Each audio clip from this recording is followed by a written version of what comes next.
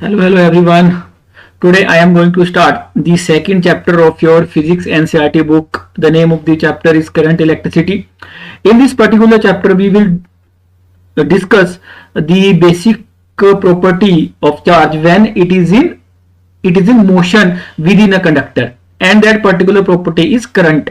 In these initial two chapters we have studied basically the properties of charge when it is at static addition, or you can say all the discussions we have done in this initial two chapters is all about the charge is at static addition. Okay, and the main purpose of this lecture series is to get maximum marks in your board exams. And in this particular lectures I will discuss only the NCERTs, line wise line, topic by topic NCERTs, all the examples and all the exercise questions with you can say hints. Okay, so today's topic is current electricity part 1. So first is electric current. Basically electric current, you know the term electric current, but basically electric current is defined as I is equal to Q net by T. This is the basic formula of current. This is the basic formula of current, and this particular current can be, you can understand this with the help of this particular example. Let's say in this particular area there is some negative charge and there may be some positive charge. Okay, and you can say Q negative is the net negative charge,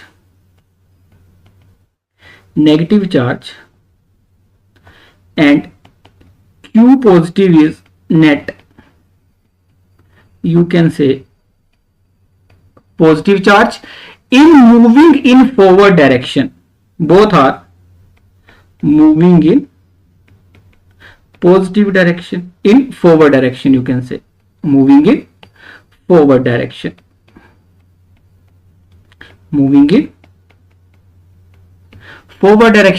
and you can say that the net positive charge, you can say net positive charge, or you can say net charge moving in forward direction. Let's say in this direction, moving in forward direction, and Q net will be Q positive plus Q negative, and in particular time t, then I, or you can say the current defined as Q net divided by time. Simply Q net is the charge passing through an area in particular time t, passing through an area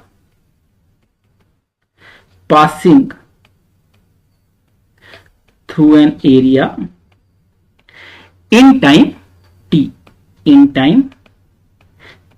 This is something you know that is you can say electric current, and the units of electric current is coulomb per second, and these particular units at normally is the SI we termed as ampere, or you can say simple A, and the smaller units are microampere. Simply the flow of charge through a particular area in a given time is known as electric current. It is the simple basic definition of current. The idea behind is the movement of charge, and as we know that the charge can be moved with the, or you can say move with the help of electric field. We will discuss this concept later, but the basic concept is what the understanding of electric current. Basic is the understanding of electric current. Okay, this is the basically all the theory part which I have discussed. Okay, this is all about electric current. Now next is electric current in conductors. Electric current in conductors. In case of conductors, the free moving charge. What do you mean by free charge? In case of conductors, the conductors is made up of so many atoms, and one particular atom is consist of electrons, and electrons are moving around the nucleus, and nucleus consists of a positive charge you can say proton, but the protons are fixed at the nucleus. So the free charge, what can be moved in a conductor when external electric field is applied, and that particular free charge which can be moved within the conductor are electrons. Are you able to understand my point? And the movement of electrons within the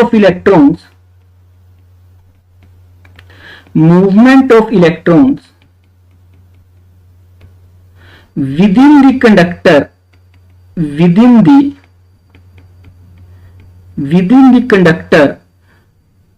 is or you can say are responsible for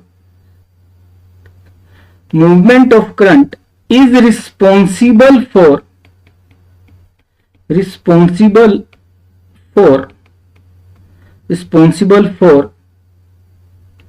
current within the conductor. Are you able to getting my point? Mean to say that, let's say this is a conductor, and this conductor is made up of so many electrons, and we can create an electric field within this conductor.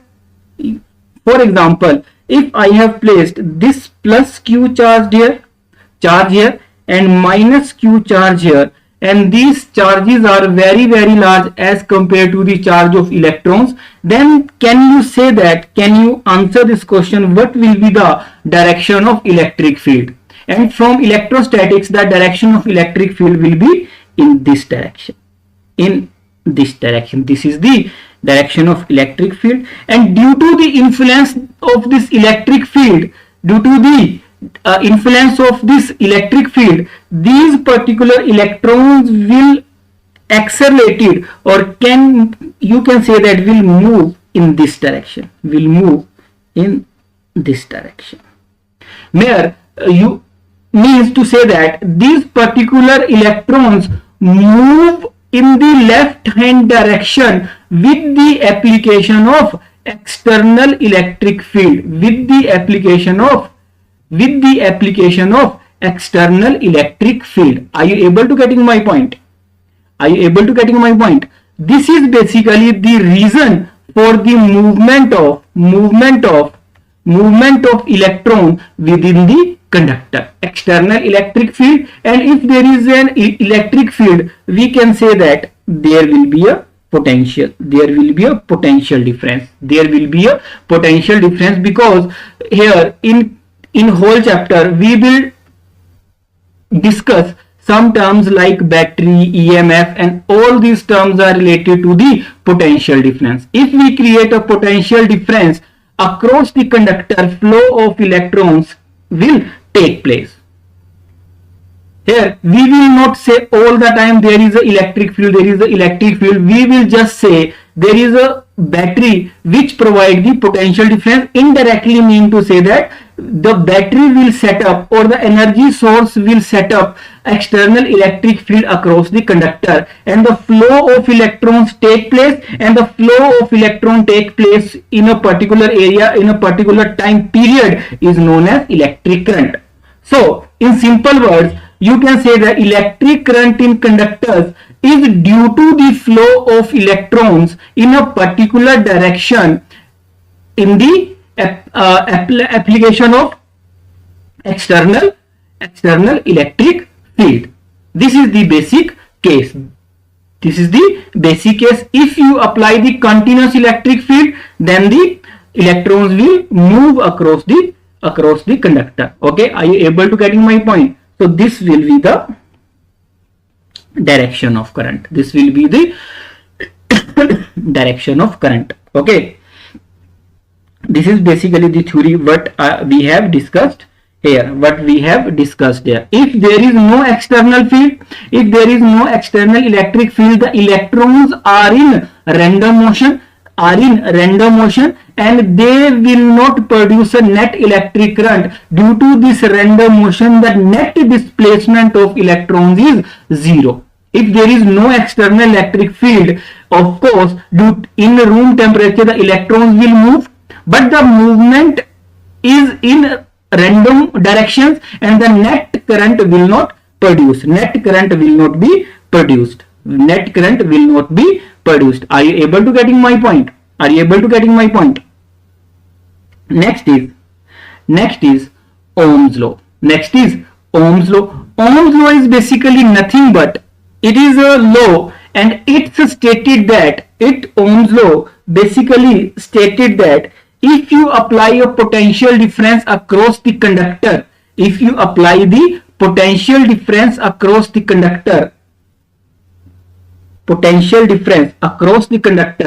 and this particular potential is directly proportional to the current produced. This is the V is potential difference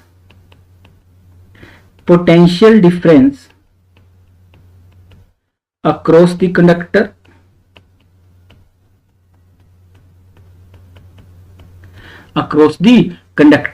and I is the flow of electrons per unit time, or you can say simply current. This is the Ohm's law. Potential difference is directly proportional to the current. Okay, and we can write that V is directly proportional to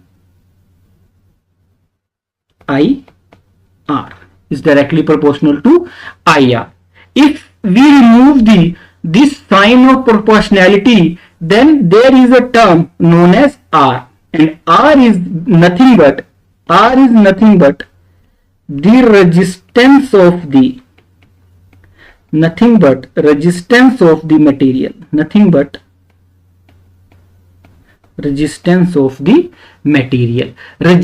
basically is nothing but, you can say, obstruction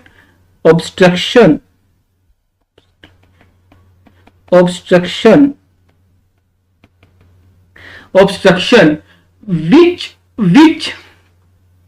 you can say which try to reduce the flow of electrons or flow of charge particles within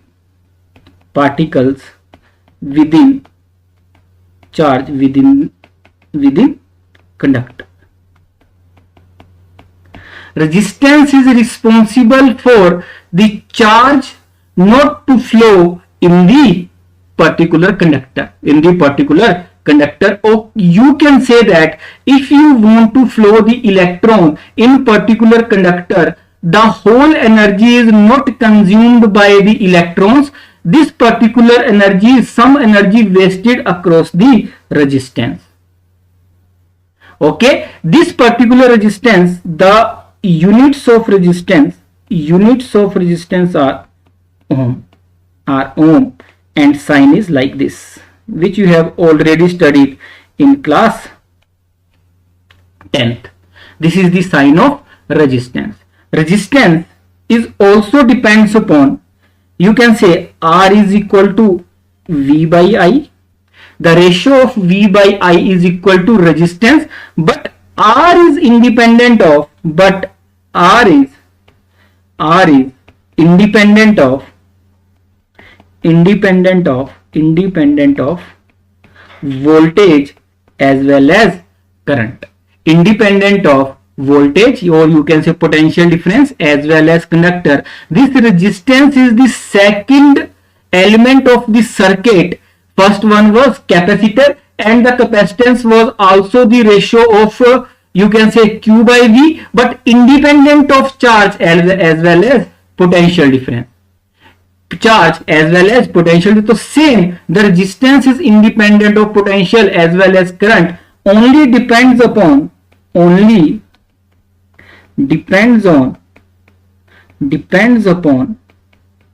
shape, you can say basically the geometrical shape and the nature of the material. Nature of the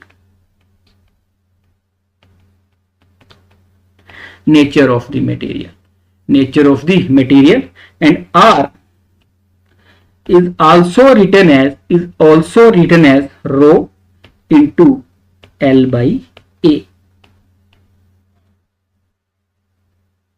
where L and A is depends upon the shape of the material, length and area, and rho is the pure property of material.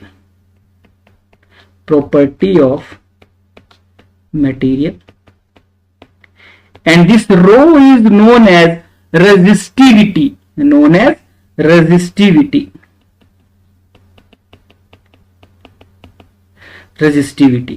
And the units of resistivity are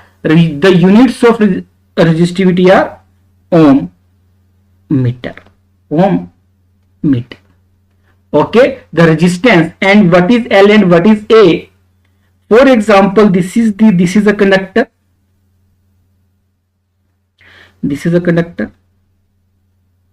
Let's say this is the conductor,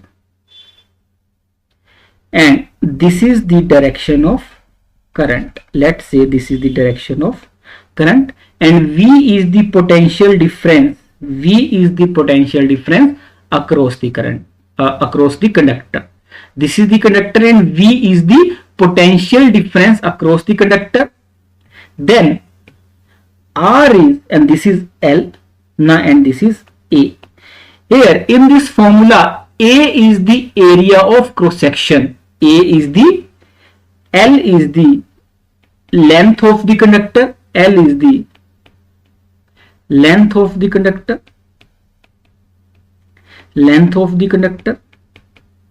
And A is the area of cross section. Always remember, area of cross section means it is the area perpendicular to the direction of flow of current. If in this case the current is flowing from left hand side to right, then this area will be area of cross section, and the length of the conductor up to which the particular current will flow, that it is the length of the conductor. Are you able to getting my point? Are you able to understand the basic concept? Now this Ohm law, you can, according to Ohm's law, V is equal to I into R. You can also write that V means you can also write the potential difference in the form of electric field, and electric field is E into L, because we all know that E into L is equal to potential difference, and I is I, and R rho into L by A. L and L will cut each other. You will define a term. Now E by rho is equal to I by A. I by A is known as current density, and 1 by rho is, if rho is resistivity, then 1 by rho is conductivity. conductivity, then you can say sigma E is equal to J. This is the basic relation where J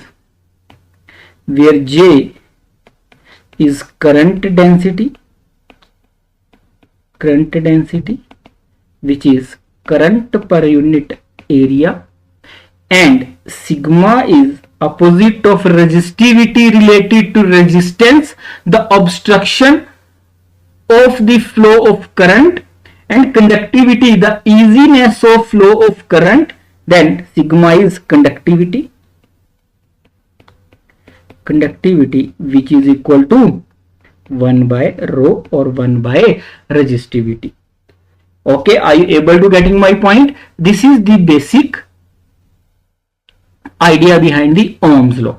There are also the limitations of Ohm law, but we will discuss the limitations of Ohm law in upcoming parts, or you can say the next section or next to next section. Okay, next is the drift of electrons and the origin of resistivity. Mean to say that resistivity is the property of material, and it is nothing to do with the shape and size. Mean to say that for every material resistivity is different.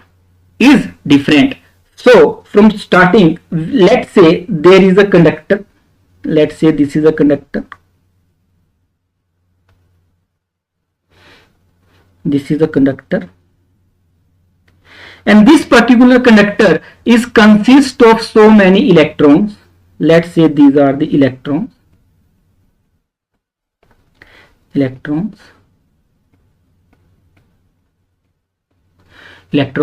and these electrons are, if there is no external field, let's say these electrons are moving with the speed vi, or you can say moving with the speed vi, when there is no external, when no E external or E external field. Vi is the speed of the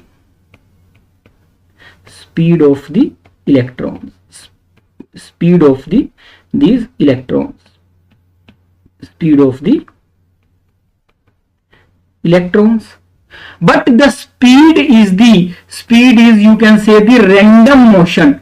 The electrons are in random motion, mean to say that the electrons, if moving in one direction, they are colliding with another, and after so many collisions, they again come to their initial point. Initial point. For example, one electron starts its journey from this particular point, then after one collision it moves to this point, let's say A, after second to B, and so many collisions, for example C, and again reach to their initial point. So the speed is vi, but the net velocity, or you can say the V average of all these electrons without the external electric field is 0. Without the application of external electric field is 0. So V initial average, you can say that is equal to 1 by n, total number of electrons, average, then n is equal to 1 to, you can say n is equal to capital N into V initial, and it is equal to 0, because movement of electrons is known as current, but if there is no external force, there will be no current, because the net velocity, the average velocity is 0. Are you able to getting my point? If there is a, let's say this is the area of cross section, L is the length, let's say L is the length of this particular conductor, and N is the N, small n, you can say that, small n, you can say that number of electrons this n is related to the number, है ना. So n is the number of electrons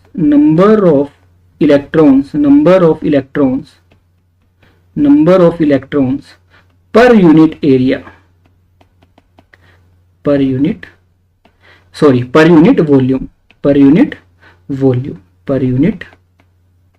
volume. Are you able to getting my point? Now if there is an application of external electric field,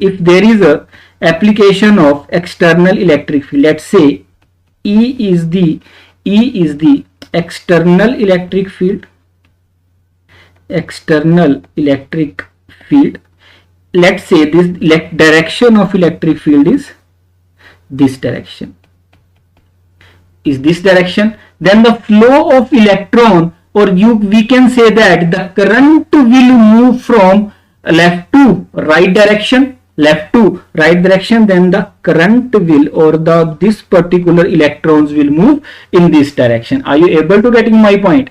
Then if the external electric field is the external electric field, then the acceleration, or you can say acceleration of a particular electron will be, then the acceleration will be force per unit mass, then the force will be minus E is the charge and E is electric field, then this is the force, and m is the mass of an electron, and after time t, what will be the velocity, or you can say what will be the speed? V is equal to, we can use the formula V is equal to U plus AT, then V is equal to V initial minus AT. AT means E by E m into T is T1. Are you able to getting my point?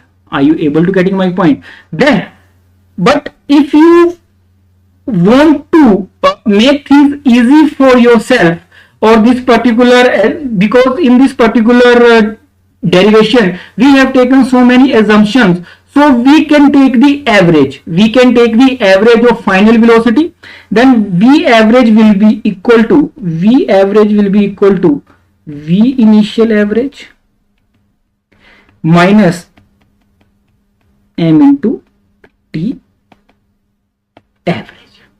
Are you able to getting my point? And this particular value of average of this is 0. We have already discussed that Vi initial average is equal to 0. Then, and this particular V average mean to say that after external electric field, after so many collisions,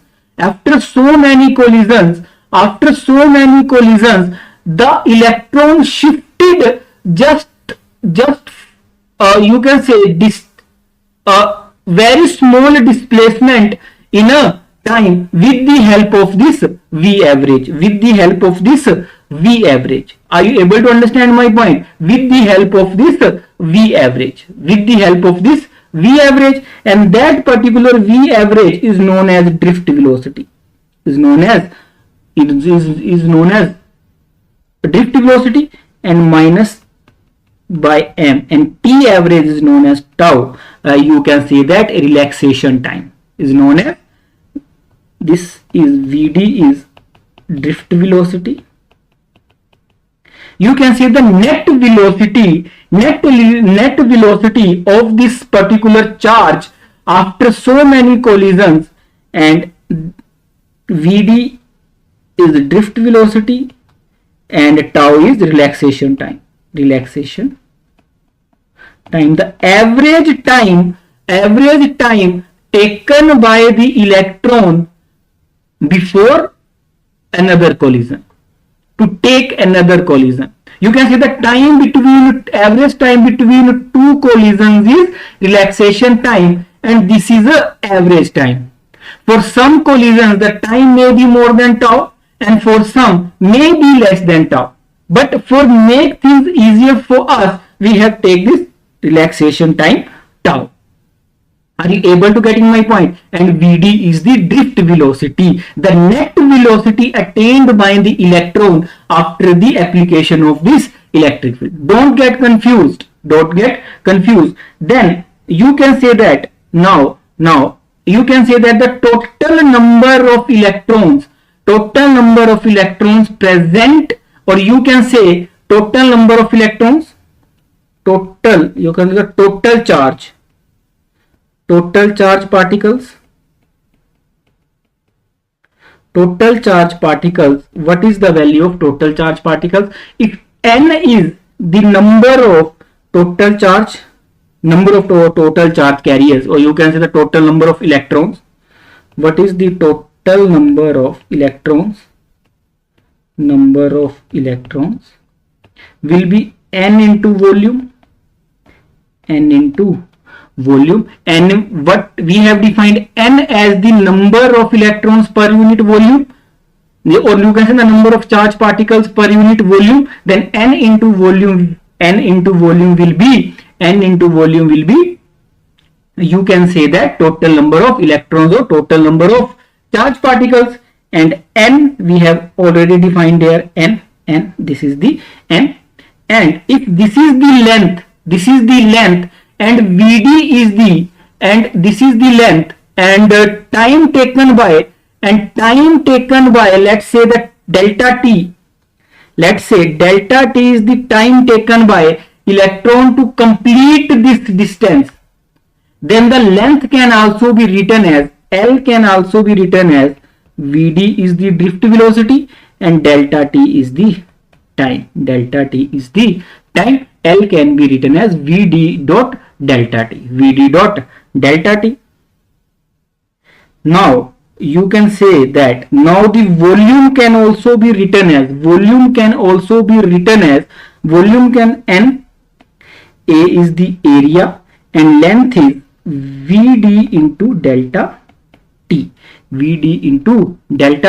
And this is the total charge. This is the total number of charge. You can say this is the total number of charge. Okay, Na Vd delta t. This is the total number of charge particles. And if this is the total and the charge on one particle, if this is the total number of charge, then the total charge will be, if E is the charge on one electron, so charge on one electron is N E minus NEA Vd delta t. NEA Vd delta t. And total charge, okay, this is basically the total charge, Ne Vd delta t. And this is the total charge. Total charge can be written as Q minus NEA Vd, minus is just for, and this is delta t, and Q by delta t minus NEA Vd, and Q by delta t is, we all know it is current, minus NEA Vd. Minus sign is just for the charge on the electron. Are you able to getting my point? So you can get the value of current from this particular formula. NEA Vd. N is the total number of charge per unit volume. E is charge on electron. A is area. Vd is the drift velocity. Vd is the drift velocity. Are you able to understand my point? Okay. So this is the value of current which we have derived here, or you can say that the relation of current with respect to you can say drift velocity. Okay, so after that we have to just start it from here and reach to the point. The next step is to you can say to reach the outcome of Ohm's law. So here I can write I divided by A, then minus NE, and value of drift velocity was minus E into electric field divided by mass into tau. This was the value of drift velocity. Then I by A is equal to J. J was basically current density, and N E square tau divided by M into E. And if you relate this particular term, you can say the last derivation in Ohm's law, J is equal to sigma into E. Then this particular current density, you can say that is equal to sigma into E. So from this particular relation, you can say sigma or conductivity is equal to N E square tau divided by M. N E square tau divided by M. N is the number of charged particles per unit volume. E is charge on electron. Tau is basically your relaxation time, and M is mass of electron. And from this also rho, or you can say resistivity 1 by conductivity is equal to M divided by N E square into T. Tau is relaxation time. These relations you should know, or you should know how to derive. These are all are interconnected. So this is basically the outcome. And this is particular responsible for the resistivity, mass of electron, number of electrons per unit volume, charge on electron, and relaxation of time. And all are basically the properties of, or you can say the characteristics of conductor.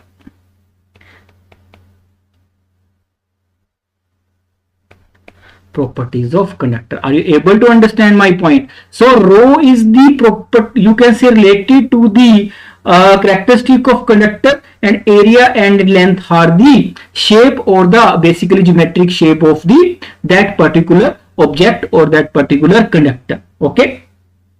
Next is example.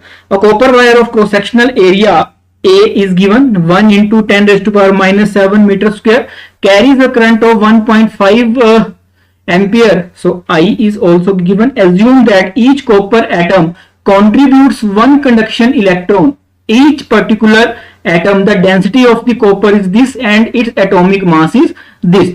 If this 6.3 unit means 63.5 grams, 63.5 grams, then the question is estimate the average drift speed of the conduction.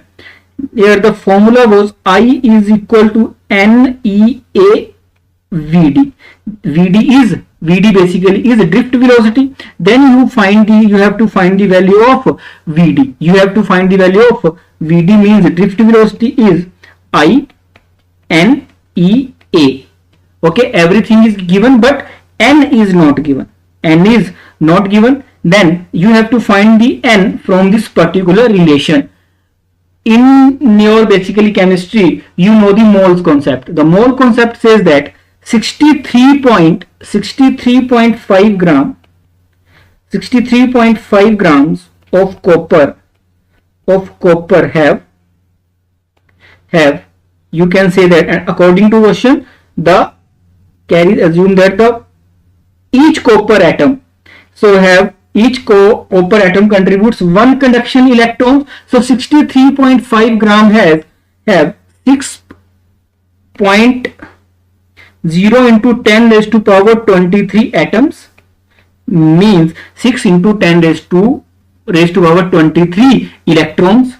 Then 1 gram of copper have 6 into 10 raised to power 23 divided by 63.5 gram, or you can say of electrons. Okay, and value is 9 into 10 raised to power 3 kg per meter cube have 6 into 10 raised to power 23 divided by 63.5 into 9 into 10 raised to power 3 into 10 raised to power 3, because I have converted the kg in grams, and you will get the value of n.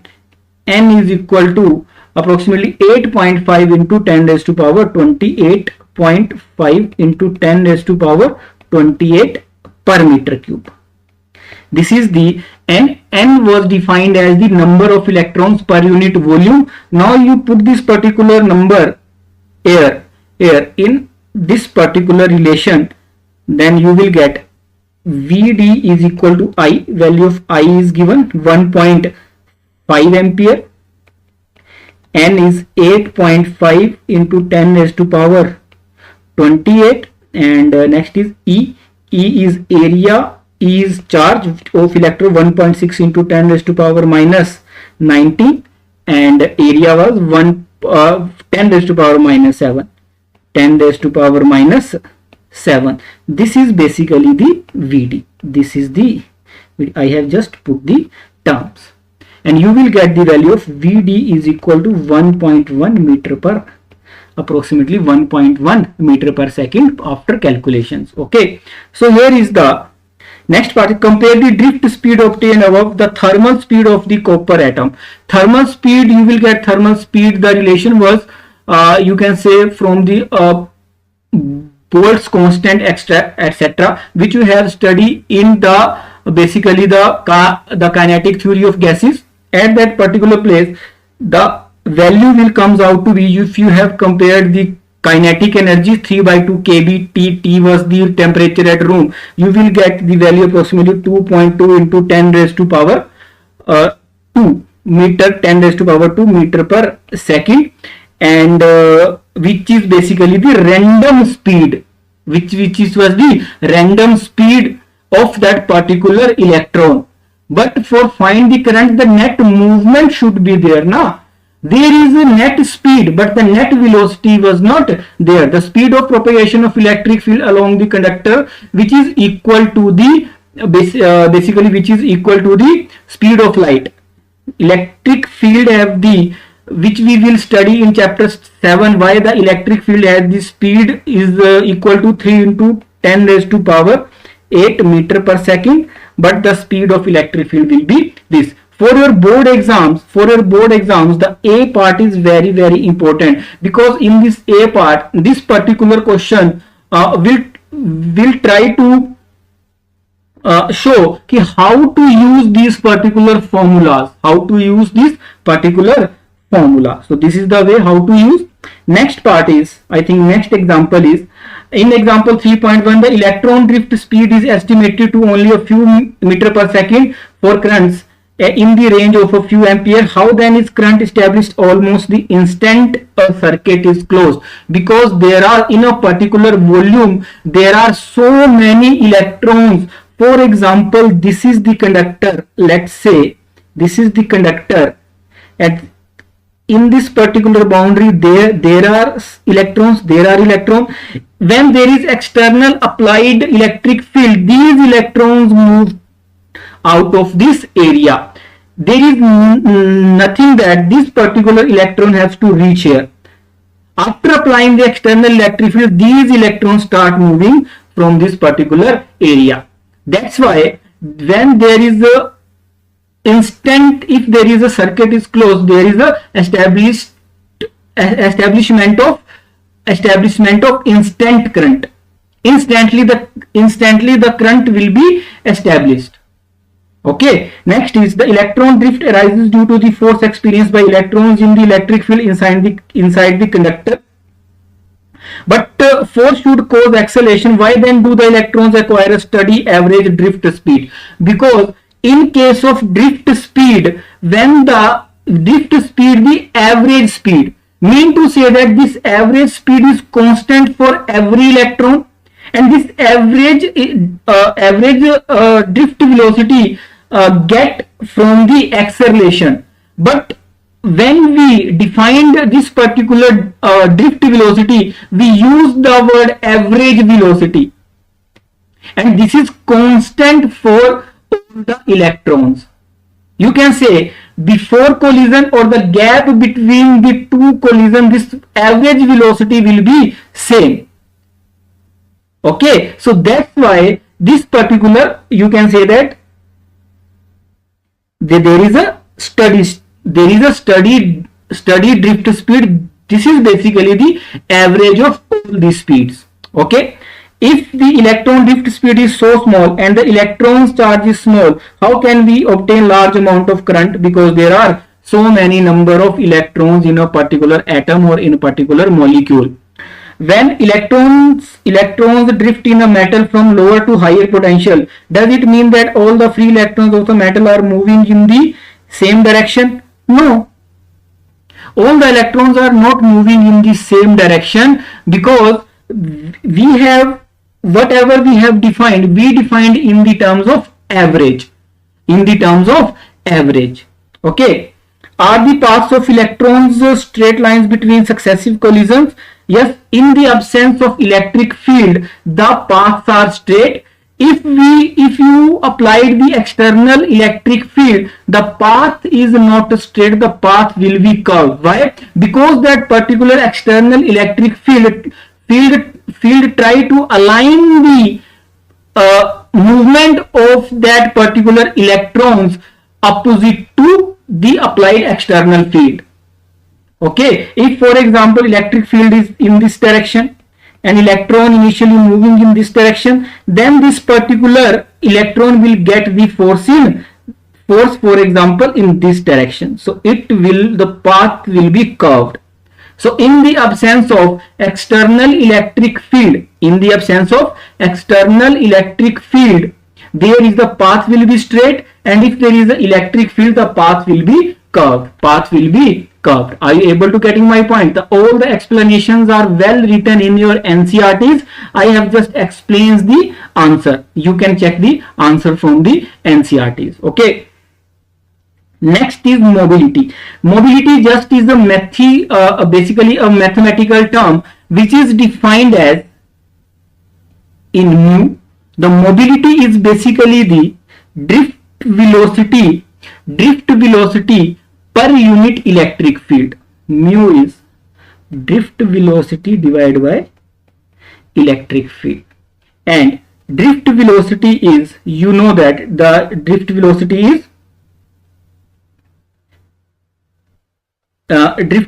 is E into electric field into tau divided by m.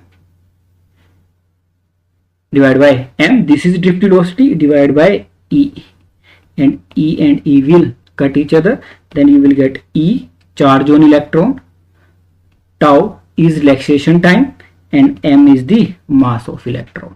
This is basically this particular quantity just basically try to tell you is to try to explain how easily and particular electron or charge particle can move within a conductor. It is the property. Just try to tell you how easily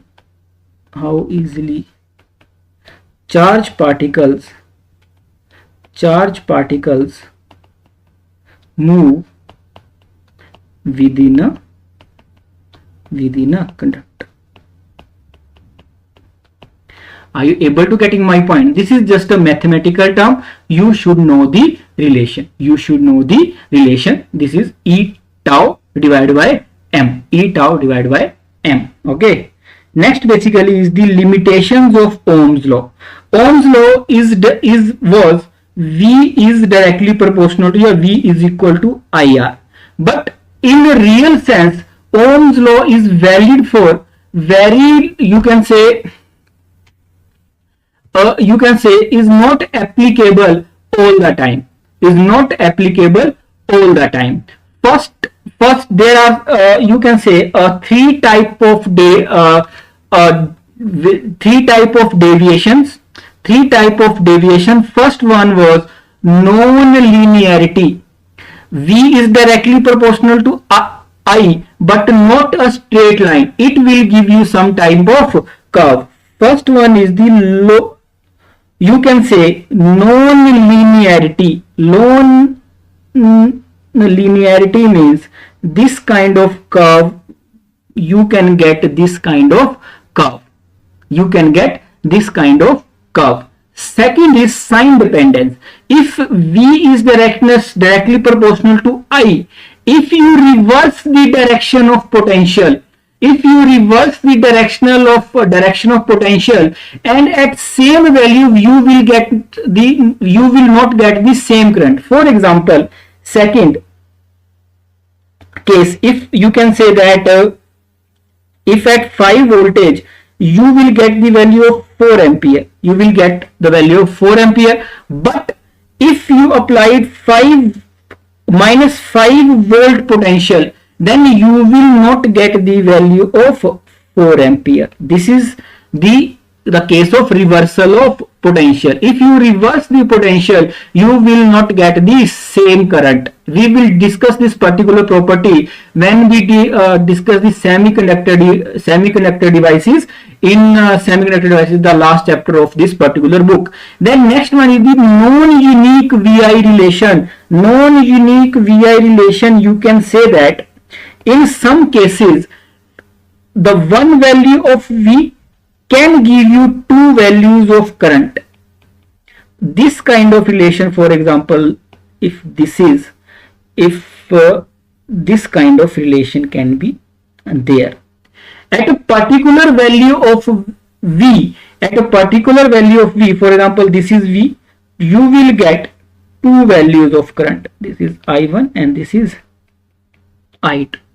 This kind of relations you can observe in some, you can say in some materials, for example gallium arsenide, GaAs. This kind of material show one value of potential give two values of current. These are the basic limitations of Ohm's law. But in your own all the circuits you will follow the Ohm's law, but back in your mind there should be a conceptual clarity that Ohm's law is not always valid. There are some limitations of Ohm's law. Okay, are you able to understand my point? Okay, so next is temperature dependence of resistivity. Or you can say temperature dependence of resistance. Okay, first of all, there are basically three types of material. One is conductors, second one is insulators, and third one is semiconductors. We will discuss the third type of material in detail in your last chapter of this book. In case of conductors, you know that what are the conductors? In the conductors in which the electrons are easily moved within the conductor. In case of insulators, electrons are not easily moved within the conductor. This is the case. This is the basic definition of conductors and insulators. And in case of conductors, when the temperature increase, resistivity increase and resistance also increase. But in case of insulators, when temperature increase, resistivity decrease as well as resistance decrease. You can feel this is a contradiction. This can be in your mind, this can be a contradiction, but in actual practice, for conductor, temperature increase will increase the resistance and resistivity. But in case of insulator, opposite will happen. Temperature increase will reduce the resistivity and resistance. There was a formula we have just studied. The resistivity is equal to M N E square into tau. Okay, for conductors,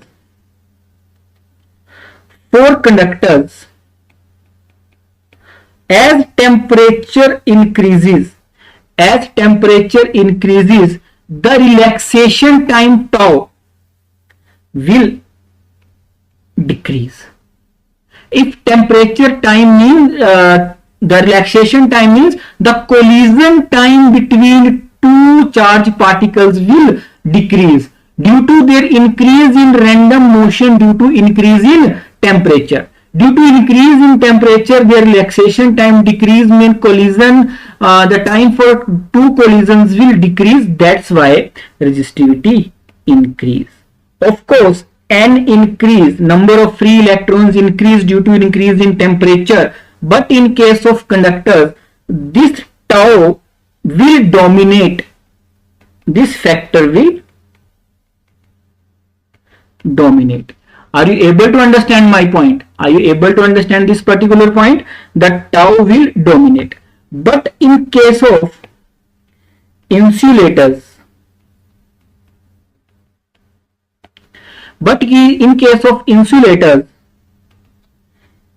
as temperature increase, of course, tau will decrease, again tau will decrease, but resistivity will decrease. Why?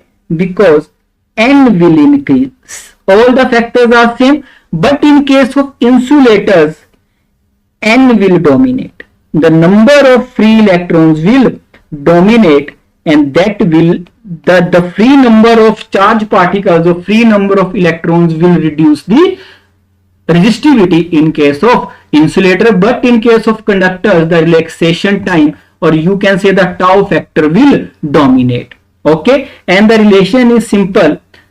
R at a particular temperature is equal to rho initial 1 plus alpha into T final minus T initial. This is the formula you should know simply. And R final, or you can say at particular temperature, is R initial and 1 plus alpha into T final minus T naught.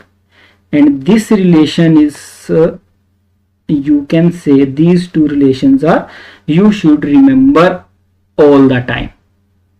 And alpha is the temperature coefficient of resistivity. Coefficient of, you can say the temperature coefficient of resistivity. Temperature coefficient of resistivity and resistance in some cases. The coefficient of temperature dependence. Okay, and it is always positive for conductor, and if there is an you can say insulator, that will be negative. Okay, so all this conceptual clarity should be there. All this conceptual clarity should be always in your mind. Why? With increase in temperature, there is increase in resistance. Okay, this is basically the theory related to this temperature dependence. Next is the question. An electric toaster uses nichrome for its heating element. When a negligibly small current passes through it, its resistance at room temperature is found to be 75.3 ohm. When the toaster is connected to 230 volt supply, the current settles after a few seconds to a steady value of this. What is the steady temperature of nichrome element? The temperature coefficient of resistance of nichrome averaged over the temperature involved is this. Everything is given. You have to directly put the formula. First of all, R initial will be, you will get the value of R initial. R initial is 75.3 ohm, 75.3 ohm, and R final, if the voltage is 230 and the current is 2.6, R final is 230 divided by 2.68. After solving it, you will get final resistance will be 230 divided by 230, you can say 230 divided by 2.68 will be 85.82. This was the final resistance, and the current settles because what is the steady temperature of the nichrome. So you can directly use the formula. R final is equal to R initial 1 plus alpha T final minus T initial. Then simply you have to solve. 5.82, R initial 75.32, and in bracket 1 plus value of alpha is 1.70 into 10 raised to power minus 4, and T final minus 27. T final minus 27. After solving this, simple, you have just one variable. T final will be equal to, after solving you will get something 847 degree Celsius. This will be the answer. Just simply the basic concept, you have to find the R final, and you have to from Ohm's law you can easily find the R final. 230 by 2.68, you will get your answer. Next is a resistance of a platinum wire of platinum resistance thermometer at the ice point means is 5 ohm, and at the steam point is this. Then when the thermometer is inserted in a hot bath, the resistance of the platinum wire is found to be 5.795 ohm, assuming the resistance varies linearly. Means to say that if you first formula can be R final, R initial 1 plus alpha, R initial alpha. Here the alpha or the temperature coefficient is not given, so you have to find the alpha, or you can say that R initial 1 plus alpha. In first case R final is 100 and R initial ice point, and R final is 5.23, R initial is 5, and 1 plus 100 alpha. This is, you can say, equation 1. Equation 2, when the resistance is 5.795, you can say R final 5.795. You can say initial at 0 point, and initial is 5. 1 plus alpha into temperature minus 0. Then simply 5.795 5 into 1 plus alpha T. This is the situation. In first there is a, okay, so from here you can also, these are two equations, we have to just solve these two equations. Simply we can solve these two equations by simply, for example, you can say that there is a in equation 1 5.23 is equal to 5 plus multiply 500 alpha. In second 5.795 is equal to 5 plus alpha T. 5 plus alpha T. Now you can take 5 in equation, this particular equation. 5.23 is equal to 500 alpha, and equation here is 0.795 is equal to alpha T. And now dividing these two equations, you will get 0.23 divided by 0.795, and 500 alpha and alpha will cut each other, divided by time. Then T is equal to, you will get 345.65. Just all about calculations. You can do calculation with your own. 345.65. These are the simple calculations. I have done this in my way. You can solve the calculation with your own way. It is up to you how to calculate. But always remember that the answer will not change. So this is about the first part of this particular second chapter. In next part we will discuss basically the terms related to energy, power, etc. But this is the basically the understanding, the conceptual clarity should be there. I hope you are able to understand all the concept. For any feedback you can write in comment section, and it may be positive, it may be negative. I will try to improve if there is any issues. So this is all about from my side. Thank you so much. See you soon. Keep practicing. God bless you. Take care.